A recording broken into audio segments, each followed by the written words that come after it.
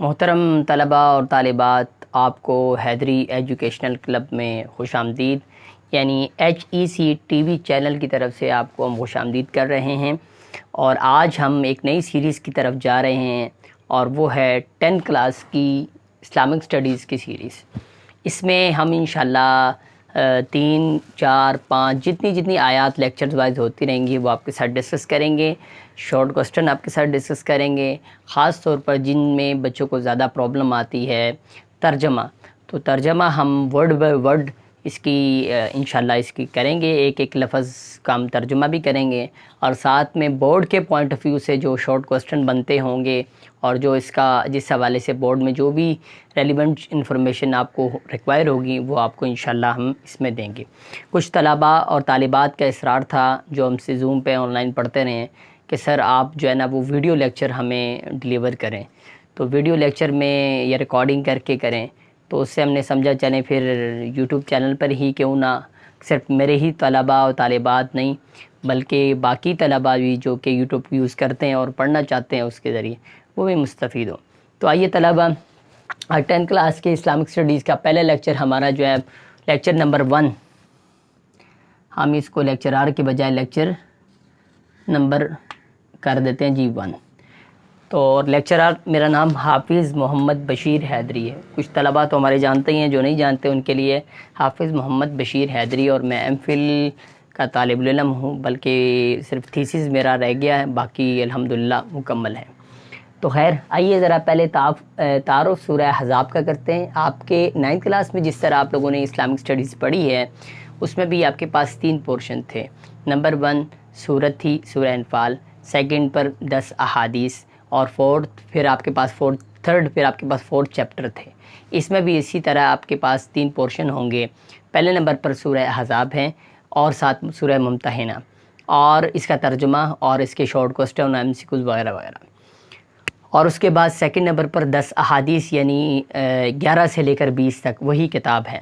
اور پھر آپ کا جو چیپٹر 5 to جو ہے 9 آپ کے پاس چیپٹر 9 کلاس میں 4 چیپٹر تھے، ریمیننگ 5 چیپٹر آپ کے بک جو آپ کے پاس ہے اس میں ہے، وہی آپ کے پاس ہوں گے۔ انشاءاللہ ہم اس کو کریں گے۔ ایک بات آپ نے مد نظر رکھنی ہے کہ آپ جب لیکچرز پڑھیں سنیں تو آپ اپنی کتاب کو سامنے رکھیں، کیونکہ جب ہم ترجمہ کریں گے وہ ورڈ بائی ورڈ کریں گے، لفظ بائی لفظ کریں گے، تو آپ جب تک اس کو لکھ نہیں لیتے تو پھر یہ فائدہ مند نہیں ہے۔ یا اس سے بہتر تو اور بہتر یہ ہے کہ آپ اپنے شروع سے ہی نوٹس بنانا شروع کر دیں۔ جب آپ یہ نوٹس بنانا شروع کریں گے تو آپ کو پھر کسی کی بک کی کسی چیز کی ضرورت نہیں ہوگی، آپ کے اپنے ہی نوٹس ہوں گے جس میں آپ اس کو اچھے طریقے سے 50 آؤٹ آف 50 مارکس جو ہے وہ گین کر سکیں گے۔ جو کئی سالوں سے ہمارے مختلف انسٹیٹیوٹ میں میں نے پڑھایا ہے تو وہاں پر ہمارے اسٹوڈنٹس نے گین کیے ہیں۔ تو پہلی بات آئیے ذرا اپنے سبق کا آغاز کرتے ہیں۔ سورہ احزاب، تو سورہ احزاب کا تعارف مختصراً آپ کے سامنے رکھوں گا۔ آپ کو شارٹ کوسچن پوچھ جا سکتے ہیں کہ احزاب سے کیا مراد ہے، یا سورہ احزاب پر نوٹ لکھیں، سورہ احزاب کا تعارف کروائیں۔ تو مختصر سا ہم نے اس کا ذکر یہاں پر کیا ہے۔ تعارف، سورت مدنی صورت ہے۔ مدنی اور مکی صورت میں کیا فرق ہے یہ آپ لوگوں کو معلوم ہے، یہ آلریڈی آپ پڑھ چکے ہیں۔ وہ صورتیں جو ہجرت نبوی صلی اللہ علیہ وسلم سے پہلے نازل ہوئیں وہ مکی کہلاتی ہیں، جن کی تعداد 86 ہے، اور وہ صورتیں جو ہجرت نبوی صلی اللہ علیہ وسلم کے بعد نازل ہوئیں وہ مدنی صورتیں کہلاتی ہیں، اور ان کی تعداد جو ہے وہ 28 ہے۔ اس کی ڈیٹیل آپ 9 کلاس میں چیپٹر 1 قرآن کا تعارف اور اس کے فضائل اور اس پر آپ تفصیلاً پڑھ چکے ہیں، یہاں ڈیٹیل کی ضرورت نہیں ہے۔ آگے اس صورت کی آیات جو ہیں وہ 73 آیات ہیں، 73 آیات ہیں، رکوع اس کے 9 ہیں، اور اس کے اندر جو بنیادی موضوعات ہیں، بنیادی طور پر اس کے اندر جو موضوعات کا ذکر کیا ہے اس کا مختصر سا خاکہ آپ کے سامنے ہے۔ غزوہ احزاب کا، یعنی غزوہ خندق، غزوہ احزاب کو غزوہ خندق بھی کہا جاتا ہے۔ کیوں کہا جاتا ہے اس کو ہم آگے بات کرتے ہیں۔ محاصرہ بنو قریظہ یہودیوں کا ایک قبیلہ تھا مدینہ کے قریب، اور ان کا یہود کا رویہ، ان کے ساتھ ان کا محاصرہ، اور ان کو مسلمانوں نے ان کو وہاں سے ہٹایا، ان نے شکنی کی تھی۔ اس کی بھی آگے جہاں تفصیل آئے گی۔ ان تمام موضوعات کا بھی فی الحال موضوعات کا ذکر کرتا ہوں، باقی جس آیت میں جس موضوع کی تفصیل ہوگی وہاں انشاءاللہ اس کی تفصیل اور اس کے شارٹ کوسچن وہ سارے وہاں پر آ جائیں گے۔ پھر اس کے بعد کہ یہود کا رویہ، یہودیوں کا مسلمانوں اور کے ساتھ رویہ، مسلمانوں کا طرز عمل کیا تھا، منافقین کا طرز عمل کیا تھا، رسومات کا خاتمہ، بہت ساری رسومات تھیں جو جاہلیت کے زمانے سے چلی آ رہی تھیں، ان رسومات کے خاتمے میں قرآن نے جگہ جگہ پر کیا۔ ان میں سے سورہ احزاب میں جن رسومات کا خاتمہ کیا ان میں سے اہم رسم یہ ہے منہ بولے بیٹے کو حقیقی بیٹے سمجھنا۔ تو قرآن نے کہا کہ ذالکم قولکم بافواہکم، یعنی جو منہ بولے بیٹے کو تم اپنا بیٹا کہتے ہو یہ تمہارے منہ کی کیا ہے افواہیں ہیں، اور لوگ اپنی بیوی کو ماں کہہ دیتے تھے اور پھر اس کے بعد طلاق ہو جاتی تھی، وہ رسم بھی ہے۔ انت علی کظہر امی، یہ لفظ کہہ کر کے بیوی کو کہتے تھے کہ تم میری اماں کی طرح ہے، تو میری امی کی جگہ ہے، تو اس کے بعد طلاق ہو جاتی، رسم جو ہے وہ نکاح ختم ہو جاتا۔ یہ ایک غلط رسم تھی، اس کا بھی یہاں پر کیا ہوا اس کی بھی تفصیل آگے انشاءاللہ ذکر کریں گے۔ زہار کہا جاتا ہے اس کو، بیوی کو ماں کہہ دینا۔ پھر اس کے بعد اہل ایمان کی تعلیم و تربیت، یعنی اہل ایمان کی تعلیم و تربیت کہ جہاد میں کیسے شرکت کرنی ہے، کیا رویہ اختیار رکھنا ہے۔ ازواج مطہرات کی تعلیم و تربیت، ازواج مطہرات کی شان کا ذکر، ان کے مقام و رتبے کا ذکر، اہل بیت عظام کے مقام، رتبے اور شان کا ذکر، اور نکاح کے مسائل، اور اس کے بعد کیا جی عقیدہ ختم نبوت پر اہم آیت، اسی جو ہے وہ عقیدہ ختم نبوت 9 کلاس میں آپ پڑھ چکے ہیں، ما کان محمد ابا احد من رجالکم ولکن رسول اللہ وخاتم النبیین، وہ آیت کریمہ بھی اسی صورت کے اندر ہے، اس پر جا کر وہاں پر ہم بات کریں گے۔ اللہ کی تائید و نصرت کیسے ہوئی، فرشتوں کا نزول ہوا، اللہ نے حوائب بھیجی، اور پھر کفار کے ساتھ کیا ہوا، وہ ہر ایک کی یہ موضوعات یہاں، اور بھی بہت سارے موضوعات ہیں لیکن ہم نے یہاں اہم موضوعات کو یہاں پر لکھا ہے، تو اپنے اپنے موقع پر محل پر اس کی تفصیل آئی۔ آئیے ذرا دیکھتے ہیں احزاب۔ احزاب حزب کی جمع ہے، جس کا مطلب کیا ہے، گروہ، قافلہ، جماعت، لشکر۔ کوئی بھی اس جماعت، قافلہ، گروہ، لشکر، یہ اس کا لغوی معنی ہے، لغت کے اندر اس کا احزاب حزب کی جمع ہے اور اس کا لغوی معنی ہے۔ اس میں غزوہ احزاب کا ذکر ہے، یہ صورت احزاب میں، تو یہ غزوہ احزاب پیش آئی 5 ہجری کو، اور اس کو غزوہ خندق بھی کہا جاتا ہے۔ خندق بھی کہا جاتا ہے، وہ کیوں کہا جاتا ہے اس کو بھی آپ کو میں بتاتا ہوں ذرا۔ مسلمانوں کے سپہ سالار جو ہے وہ حضرت محمد رسول اللہ صلی اللہ علیہ وسلم تھے، اور کفار کے سپہ سالار جو ہے وہ ابو سفیان تھے۔ خندق کی کھدائی کا مشورہ، جب اس کو احزاب اس لیے کہا جاتا ہے کہ مشرکین کے بہت سارے قبائل جو ہے وہ بنو نذیر کو مسلمانوں کے خلاف سازشیں کرنے کی وجہ سے محمد رسول اللہ صلی اللہ علیہ وسلم نے اور صحابہ اکرام کے مشورے کے ساتھ اور اللہ تعالیٰ کے حکم کے ساتھ ان کو یہاں سے نکالا۔ جب وہ گئے تو انہوں نے کفار اور مشرکین کو اس بات پر اکسایا کہ ہم نے مسلمانوں سے کیا لینا ہے، بدلہ لینا ہے، اور بہت بڑی مسلمانوں کے خلاف سازش شروع کر دی، اور اتنی بڑی سازش کی، اور یہ سوچ کر آئے کہ ہم مسلمانوں کا قلع کما کر دیں گے، مسلمانوں کو صفحہ ہستی سے مٹا دیں گے۔ تو اتنی بڑی سازش کے بعد جب وہ تشریف لے کر آئے سارے، تو ان کی تعداد تھی 10,000، اور مسلمانوں کی تعداد اس غزوے کے اندر کتنی تھی، 3,000، لیکن فتح پھر مسلمانوں کو ہوئی۔ اس میں حضرت سلمان فارسی صحابہ سے نبی علیہ السلام نے مشورہ لیا، تو حضرت سلمان فارسی رضی اللہ عنہ نے مشورہ دیا کہ میں فارس سے آیا ہوں، وہاں کے جب اس طرح کی سچویشن ہوتی ہے ایرانیوں کی، تو اس وقت وہ کیا کرتے ہیں، اپنے ارد گرد جو علاقہ ہوتا ہے اس کے گرد خندق کھود دیتے ہیں، کھڈا کھود دیتے ہیں، خندق کھود دیتے ہیں، اور خندق کے بعد جو ہے وہ جو لشکر ہے وہ، کیونکہ پہلے دور میں تو ڈرون حملے اور اس طریقے سے بم ماری تو ہوتی نہیں تھی، فزیکلی لڑائی ہوتی تھی، یا کچھ فاصلے پر تیر مارا جاتا تھا، بس یہ ہوتا۔ تو وہ گھوڑے، اونٹ اور دیگر جو ہے وہ لوگ وہاں سے خندق سے آگے نہیں جا سکتے، تو یہ ایک اہم طریقہ کار تھا اپنے آپ کو سیو کرنے کے۔ تو مدینہ کے شمال میں جہاں جہاں سے آنے کا لوگوں کا بہت ساری جگہ تو ایسی تھیں جہاں کفار وہاں سے حملہ نہیں کر سکتے تھے، لیکن جہاں سے وہ آ سکتے تھے وہاں پر خندق کھدائی گئی، اور خندق کی جو چوڑائی تھی وہ 5 گز تھی۔ بعض جگہ لکھا ہے کہ چوڑائی اتنی تھی کہ گھوڑا اس کو پار نہ کر جائے، اگر پار کرے تو نیچے گر جائے، اور خندق کی گہرائی جو ہے وہ 5 گز تھی، اور خندق کی لمبائی 3.5 میل تھی۔ 3.5 میل کا علاقہ ایسا تھا کہ وہاں خندق کھودی گئی۔ نبی علیہ الصلوۃ والسلام 10 صحابہ اکرام کی ایک جماعت نبی علیہ الصلوۃ والسلام نے بنائی، اور وہ جماعت جاتی اور اپنا کام کرتی، اور اس کے بعد یہ خندق کھودی گئی۔ یہ خندق کے کل ایام جو ہیں وہ 6 دن کے اندر یہ خندق کا ایک جو ہے وہ پورا معاملہ طے ہوا، اور خندق کھود دی گئی، اور اپنی حفاظت اس کے حوالے سے کر دی گئی۔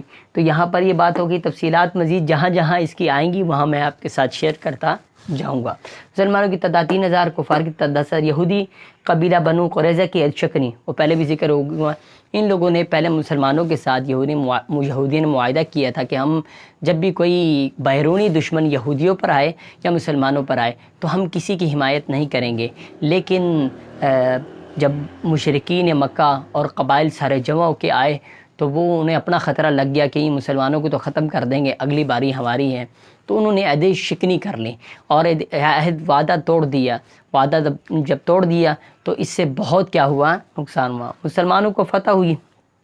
مسلمانوں کے فتح ہونے میں بہت سارے، ایک تو خندق کا کردار تھا، وہ خندق کو عبور نہ کر سکے، اور کچھ نے عبور کیا تو حضرت علی رضی اللہ تعالیٰ عنہ نے ان کو جو ہے وہ ختم کر دیا، جہنم کیا کر دیا، رسید کر دیا۔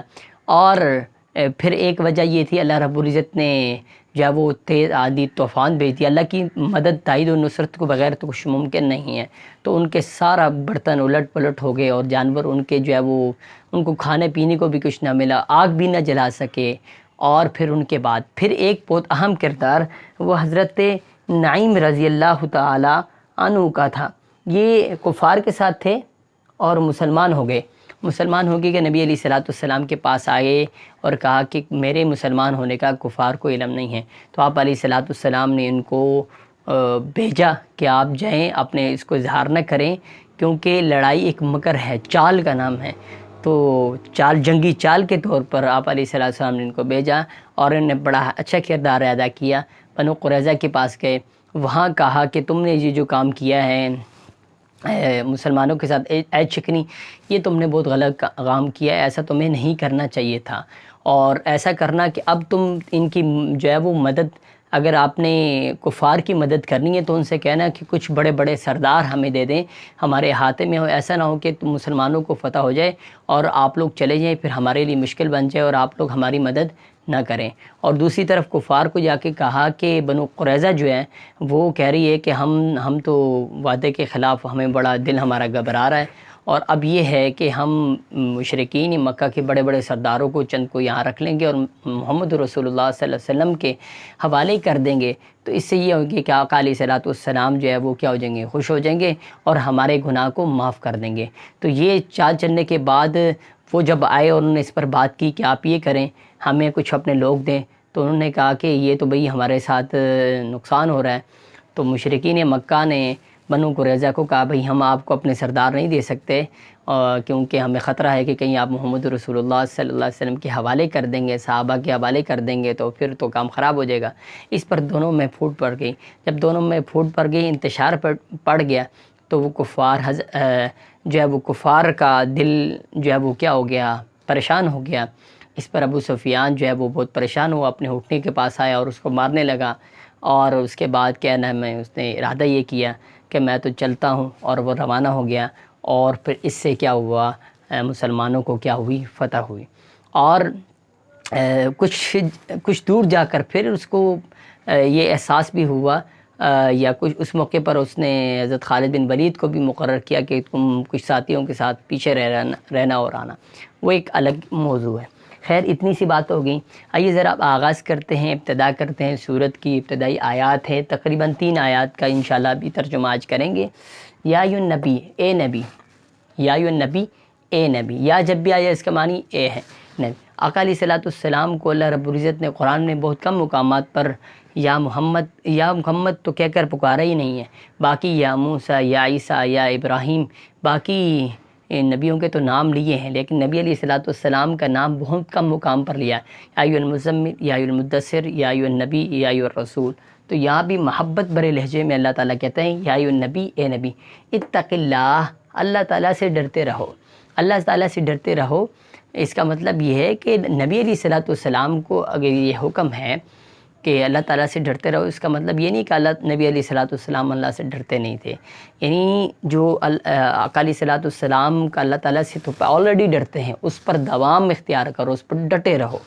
اتق اللہ، اگر یہ امت کو حکم ہے تو امت کے لیے تو پھر تقوی اختیار کرنے کا حکم ہے۔ ولا تطع، اور کہا نہ مانو، اور کہا نہ مانو، بات تسلیم نہ کرو، کافرین، کافروں کی، یعنی کافروں کی بات کو تسلیم نہیں کرنا، والمنافقین، اور منافقوں کا، کافر اور منافقوں کی بات تسلیم نہ کرنا۔ کافر کو آپ کو پتہ ہے کہ کافر کیسے کہتے ہیں، جو کہ اللہ تعالیٰ کا انکار کرے۔ منافق کیسے کہتے ہیں، منافقین کیسے کہتے ہیں، یہ بہت اہم سوال ہے، یہ بھی آپ سے پوچھا جا سکتا ہے کہ منافقین کی تعریف کریں۔ تعریف وہ نہیں جو آپ ایک دوسرے کی کرتے ہیں، تعریف کا مطلب ڈیفینیشن کریں منافقین کی۔ تو منافقین کی ڈیفینیشن کیا ہے، سن لیں غور سے۔ وہ لوگ جو کہلاتے ہیں کیا ہیں، مومنین، وہ لوگ جو کہلاتے ہیں مومنین ہوتے ہیں کافرین، تو شریعت میں انہیں کیا کہتے ہیں، منافقین۔ وہ لوگ جو کہلائیں مومنین ہو کافرین، شریعت میں انہیں کیا کہتے ہیں، منافقین۔ سمپل سی بات ہے، یعنی جو اوپر سے اپنے آپ کو مومن کہیں، ہم مومن ہیں، لیکن اندر کے دل میں ان میں ایمان نہ ہو، دل سے وہ کیا ہوں، کافر ہوں۔ پھر اس کی بھی قسمیں ہوتی ہیں، دو قسم کے منافق ہوتے ہیں، ایک اعتقادی منافق اور ایک عملی منافق۔ اعتقادی منافق وہ ہوتا ہے جس کا عقیدہ کفر کا ہوتا ہے، اور عملی منافق وہ ہوتا ہے جو عملی لحاظ سے ہوتا تو مسلمان ہے لیکن عملی لحاظ سے کچھ کمزوری ہوتی ہیں۔ وہ آگے ان کا منافقین کا کافی تذکرہ اس میں موجود ہے، وہاں کہیں اس کی مزید کچھ خصلتیں آپ کے ساتھ شیئر کریں گے۔ والمنافقین، ان اللہ، بے شک اللہ کانا ہے، علیماً، جاننے والا، حکیمہ، حکمت والا۔ تو آپ اپنی کتاب کھولیں اور اس کے پر لکھیں۔ بہتر تو یہ اپنے الگ الگ ہر لیکچر کا آپ نوٹس بنائیں، وہ آپ کے لیے بڑے مفید ہوں۔ لیکن اگر آپ کو یہ توفیق نہیں ہو رہی تو پھر آپ جو ہے وہ یہ کر سکتے ہیں، اپنی بک اوپن کریں اور اس کے اوپر جو ہے وہ دیکھیں اور ان کے نیچے آپ پینسل سے لکھتے جائیں۔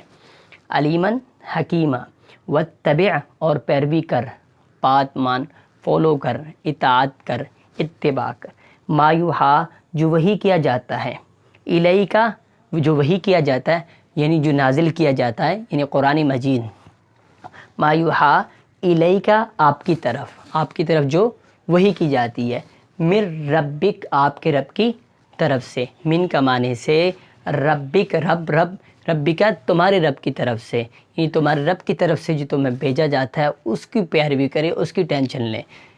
آپ علیہ الصلوۃ والسلام کو تسلی دیں کہ آپ کو پریشان ہونے کی ہرگز ضرورت نہیں ہے کہ بنو قریظہ نے چکنی کر لی ہے تو آپ پریشان ہوں، کوئی ضرورت نہیں ہے، آپ پیروی کریں جو اللہ رب العزت نے آپ کی طرف وحی کی ہے۔ ان اللہ، بے شک اللہ، کانا ہے، بما، اس سے جو، تعملون، تم کرتے ہو، ان اللہ، بے شک اللہ، کانا ہے، بما، اس سے جو، تعملون، تم کرتے ہو، خبیرہ، خبردار۔ اللہ تعالیٰ تمام کاموں سے خبردار ہیں۔ اور وہ جب بھی آ جائے اس کا معنی کیا ہے، اور وتوکل، اور بھروسہ رکھ، وتوکل، اور بھروسہ رکھیں آپ، وتوکل یعنی حکم ہے توکل کرنے کا، توکل کریں، بھروسہ رکھیں، علی اللہ، علی پر، اللہ پر، وکفا، اور کافی ہے اللہ، وکفا، اور کافی ہے اللہ، وکفا باللہ، اور اللہ کافی ہے، وکیلا، کارساز، تمہارے کام بنانے والا، کام کو سنبھالنے والا، مدد کرنے والا، تائید کرنے والا، نصرت کرنے والا اللہ تعالیٰ کیا ہے، آپ کے لیے کافی ہے۔ تو محترم طلباء اور طالبات، یہ تھا آج کا ہمارا پہلا اسلامک اسٹڈی 10th کلاس کا سبق۔ تو امید کرتا ہوں آپ کو سمجھ آئی ہوگی۔ کہیں آپ کو کچھ سمجھ نہ آئی ہو تو آپ بلا جھجک کوسچن کر سکتے ہیں، جس بھی آپ وائس سے آپ کرتے ہیں، واٹس ایپ سے کر سکتے ہیں۔ واٹس ایپ نمبر بھی آپ کو جو ہے وہ جن کے پاس نہیں ہے وہ کمنٹس میں پوچھ سکتے ہیں، کمنٹس کر کے آپ پوچھ سکتے ہیں۔ کہیں آپ کو کوئی کنفیوژن نظر آتی ہے، کہیں آپ کو کسی لفظ میں غلطی نظر آتی ہے، یا کوئی کوسچن پوچھنا چاہتے ہیں تو بلا تکلف، بلا جھجک آپ کمنٹس کر کے بھی پوچھ سکتے ہیں، اور باقی جو وائے آپ یوز کرتے ہیں ویسے بھی آپ یوز کر کے پوچھ سکتے ہیں۔ والسلام علیکم ورحمۃ اللہ وبرکاتہ۔